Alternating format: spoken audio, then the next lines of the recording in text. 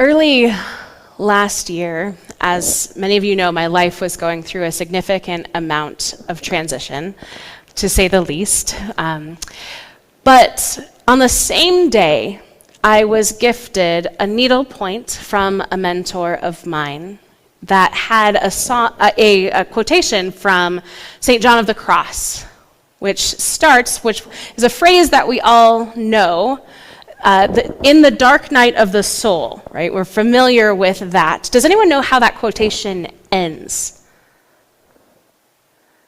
Yeah, we only know the bad part, right? Like, there's more. Yeah, it turns out, right? And I actually found that out by receiving this gift. And that was, the end of the quotation is, bright flows the river of God.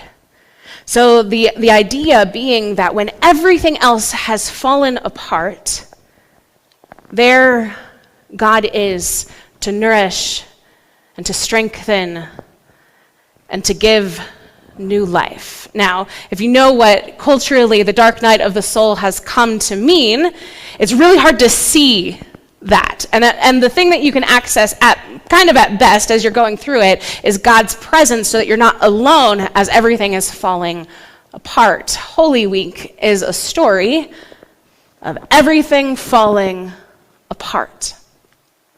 The second gift I was given was from my cousin, who is a visual artist.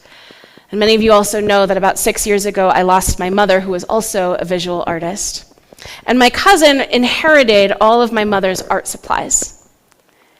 And in it was some paint swatching, color testing that my mom had done.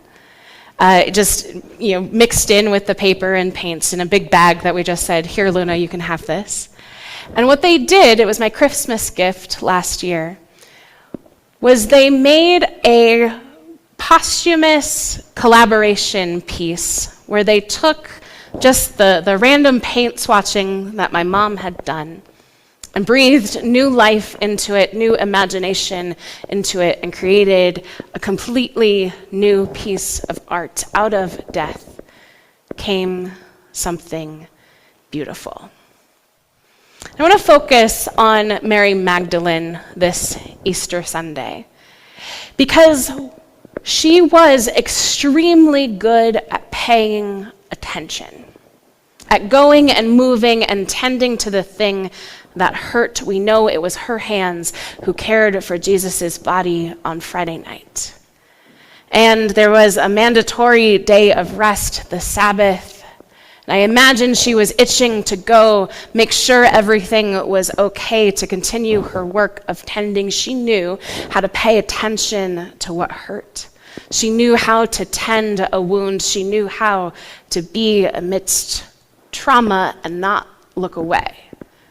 Which in this moment of time, we're all getting a master class in.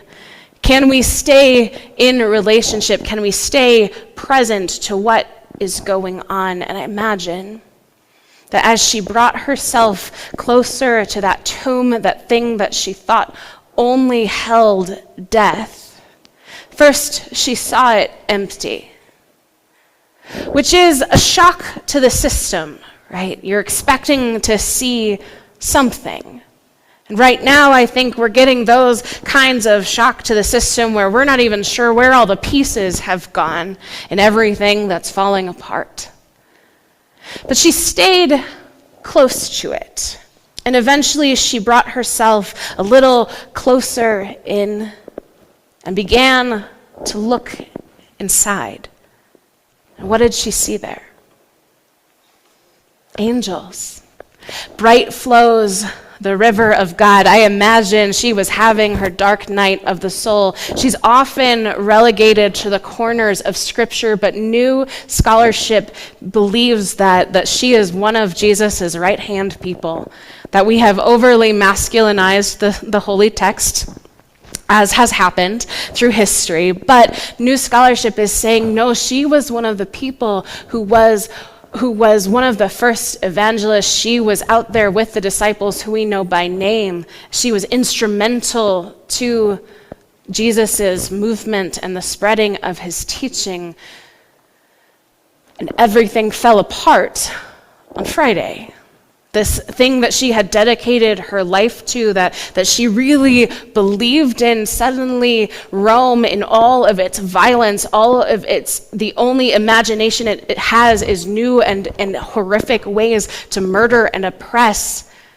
She saw all of it, and I can imagine the absolute panic that she was in, and she knew what she could do. She could tend the wound. Go right into the place of that woundedness, that trauma, and bear witness at the foot of the cross to care for that body. She was going through a dark night of the soul. I don't know that there is any ifs, ands, or buts about that. It's just the human thing to do when everything you love has been stripped away from you, everything that you were banking on, everything that you believed in. She moves closer. And there are the angels, and they say, "What are you looking for? Who are you looking for?" And she says, "My teacher, my Lord, the one who ruled my life, the thing that I had dedicated myself to, this thing I was in partnership with, this person I was building something with, the person with the blueprints, and then he died, and now I don't even have someone to grieve. What is this?" And she turns around. And I love this little line. You who have heard me preach before know I key in on like small phrases often. Supposing he is the gardener. I think that's honestly kind of great, right? Because isn't that what Jesus was doing? In all of his parables, talking about farmers sowing seeds, using agricultural metaphors of orchards and trees and weeds. Honestly, I think it's an honest mistake. I don't know if he ever got his hands in the soil, but he was a gardener among people. He was cultivating something. He was nurturing something. He got his hands really dirty when he was working with people. I bet there was dirt under his nails when he spread the mud on the eyes of the person who was without sight. I bet as he was traveling with people, making sure they were fed, his hands got dirty. He had to know in some way, in depth, with intimacy, the earth and how it gives new life, how something has to die for something new to take root. So supposing he was the gardener, Mary says, where has everything I have been in love with that has shaped my entire life, where has it gone? And he says, Mary, I'm right here. She says, teacher, the teachings, they haven't left me. You have not left me. And she goes and she tells that good news that says, wait a second. Rome can try to murder everything good in this world. They can try to bury it. But life will have its way. There will always be something springing up from the new. You cannot kill that which is committed to life and life abundant. You can try. You can try to bury us, but we have always been seeds. And the disciples, they hear what she has to offer, this message that she is bringing. And instead of 50 days from now at Pentecost, the Gospel of John says this is where they received the outpouring of the Holy Spirit in the dark night of the soul, when everything looks like its absolute worst. Bright flows the river of God. Now, the thing about seeds, for all of my gardener friends out there, You are aware that I treat my yard with a certain amount of benevolent neglect. And so I wouldn't necessarily call myself a gardener, though I do dabble. But seedlings are what?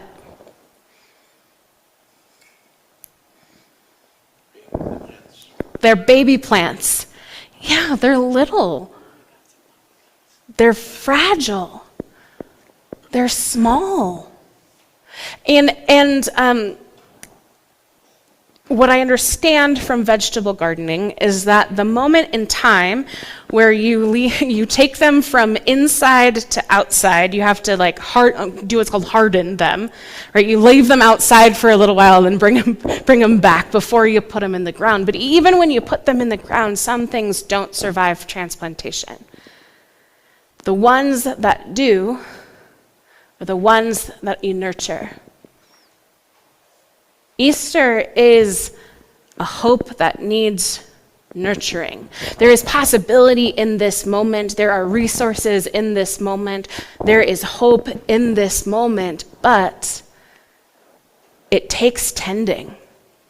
We can't just say, "Oop, we won," right? Death wins, or death is defeated. We can all just sit on our laurels, go home. Go home. It's all handled. No, this moment, there's a reason it comes in the early spring, because it is here where we get to lean in, where the gospel and the possibility of this moment become what we focus on, what we nurture. What we nurture is what grows. And it doesn't mean that the trauma of all of last week went away. It doesn't mean that the trauma of all the last several months has gone away. It doesn't mean that the trauma of the entire American project has gone away. It means that we have an opening, that there is this moment in time where if we nurture what we want to see, this is the thing that will flourish. And it's later that harvest comes. And so Easter is actually a call to action. It is a moment that needs all of us to get our hands dirty and to decide what in this moment are we going to nurture. So, we have been doing Lent a little differently this year in that it has involved your bodies. It has involved you engaging in a sometimes vulnerable way, because it might make you look a little silly or a little stupid, but we lean in and learn the lesson not from our heads or from a place of shame or we should, but instead in our bodies, accessing vulnerability but the joy that can come with it. And so this morning, I'm inviting you to get your hands a little dirty. We have planting cups, we have potting soil, and we have seeds. Easter is a time of planting. It is a time of nurturing. And you get to decide what it is you want to nurture. In that, the seed is a seed mix that is specifically to support pollinators. So there is a greater impact to what it is that we might nurture. But if you joined us for Epiphany, you might have been given a word. Perhaps that is the thing that you want to nurture. So we have markers, and you get to write on the side of your cup what it is you are called to nurture in this moment. It might be different, probably will be different than your neighbors. This is a tender time, a time of cracking open, which can often feel like wounding. And so in this time, I invite you to be gentle. It's early yet. We're not quite sure what will bloom. It's a seed mix. You're going to get a different seed than someone else. And through the season of Eastertide, which is now through Pentecost, I invite you to nurture this seed as a spiritual practice, because it is a symbol of that which you are nurturing in the world that is so desperately needed in this time, in this place, in this community, and beyond. And Amanda has written an incredible new song, which is a lullaby to this seed, allowing it to be wrapped in intention and love as it is laid to rest in the ground, but will burst forth soon. Whether you keep it in your home, or these are biodegradable, so you could, if you have a yard, you can plant it in your yard. I invite you to nurture this going forward as a sign of your commitment to being Easter people. Come, it's a different table, but it has been made ready.